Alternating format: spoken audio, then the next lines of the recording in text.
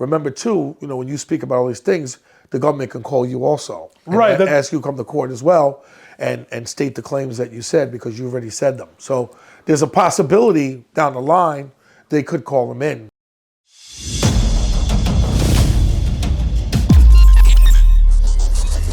Right. Now, I'm not sure if you're keeping up with the memes, but there's memes out there that Diddy's going to get hit with the Freaky Rico. Yo, they've been putting a lot of memes out. They got him driving in the OJ truck. I said that today. I told this guy, he posted it to me. I said, yo, man, you guys are cruel. He's going to jail. They got people got him running. They got him the diddler. The diddler, yeah. The diddler. The green outfit and stuff like that. And, people are making jokes about it. And, there's a lot of people out here that probably don't like Diddy. They don't like him. There's people that know him that may not like him. But sometimes the public's perception of somebody is because everybody else hates him, so I should hate him too. That too. I personally hate him because I don't like how you handled the Tupac situation.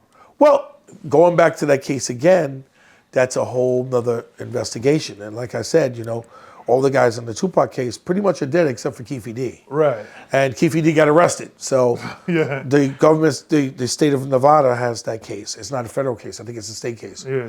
So they're gonna go ahead and proceed with Keefe D's case.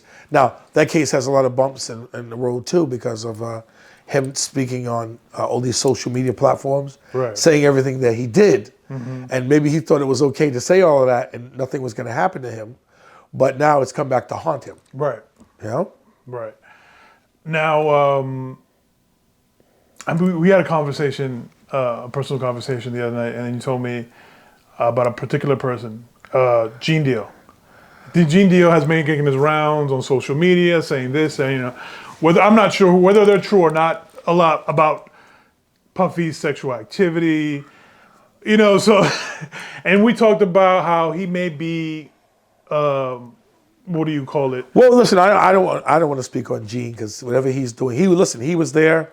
Right. I don't want to bash. No. When he was there, when Bodyguard and Puff back in the days, whatever he's telling Vlad or these other people, listen, everything's got to be corroborated. So he probably would know better than anyone, right, if he was there at the time. But remember too, when you speak about all these things, the government can call you also, right? Ask you to come to court as well.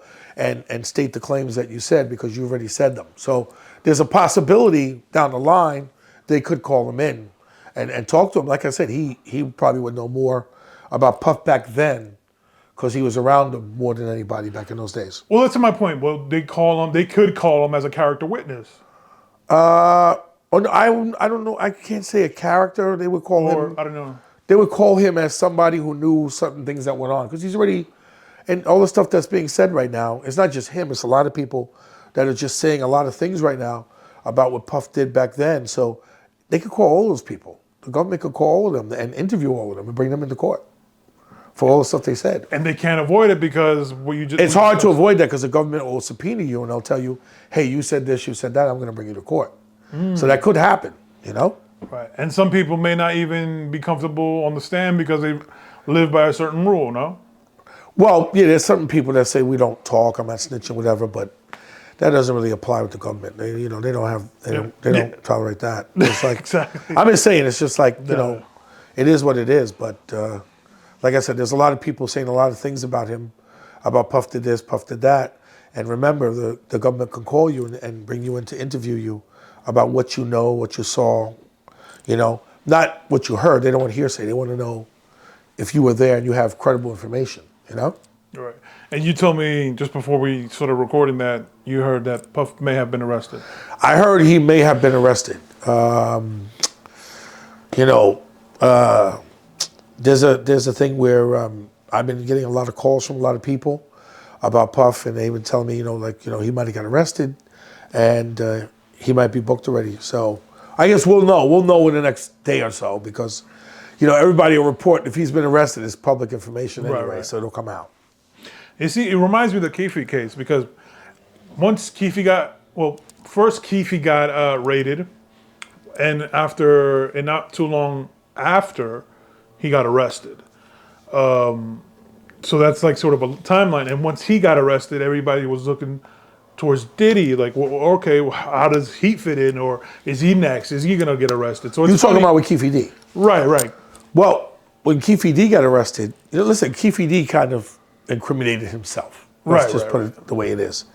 And all the stuff that he talked about then, he knew. He's got knowledge. Everybody knows that the information is already out that he was there at the time when the shooting happened. So with Tupac and everything else. So now Keefe D is probably going to talk about everything. Because what has he got to lose? You know, it looks like he's looking at a lot of time. And from what I'm hearing, people said that he might be either ill. Right. He might be slightly ill. So, you know, I don't know if, you know, a guy like him, I don't know if he wants to go to jail for 30 years, 20, 30 years. Yeah, if he can do that time and not be out to be free, you know? Yeah, it's a life sentence for him. Right, because certain people at a certain age, you don't want to go to jail for 20, 30 years. Yeah, he's 60 years old. And you're 60 years old, you know, your whole life is over pretty much by then. Right. Do you find it funny how this whole comes around after 20 years later, 360, how all these guys are karma's coming back?